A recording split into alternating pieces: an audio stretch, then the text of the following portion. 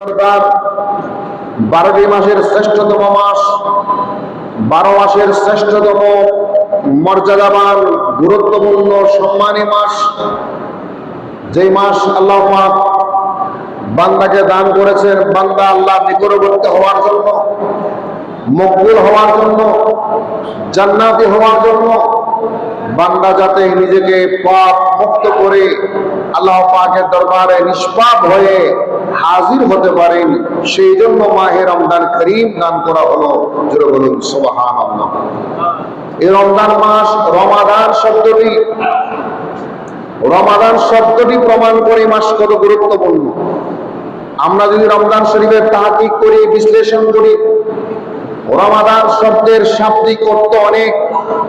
তোর মধ্যে আরবি ভাষাবিদ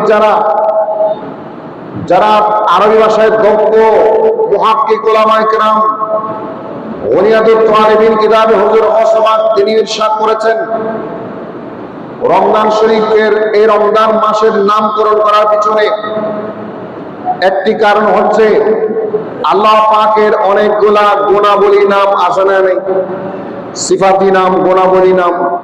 তোর মধ্যে রমাদান একটি আল্লাহর গুণাবলী নাম। সুবহানাল্লাহ।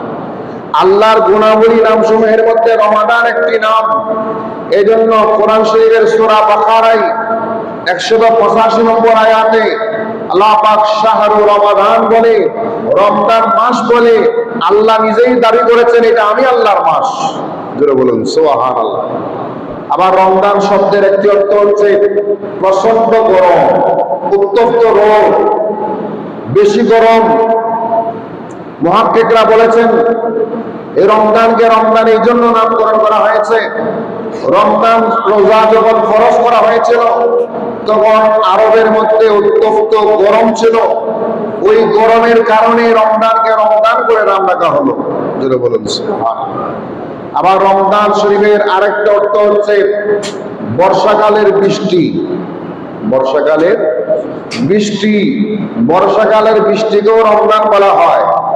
বর্ষাকালের বৃষ্টির মাধ্যমে যেভাবে রাস্তার ময়লা আবর্জনা কাদা পরিচ্ছন্ন হয়ে যায়, বিভিন্ন পুকুর পরিচ্ছন্ন হয়ে যায়, রাস্তা পরিচ্ছন্ন হয়ে যায়, এই রমজান শরীফের সিয়াম সাধনার মাধ্যমে আল্লাহ পাক ঈমানদার মুমিন মুসলমানদেরকে পাপ পরিষ্কার করে দেন, গুনাহ মুক্ত করে দেন, পাপ মুক্ত করে দেন।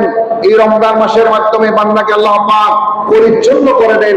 এই জন্য রমজানকে রমাদান বলা হয়। জোরে বলুন সুবহানাল্লাহ। আবার আরেকটা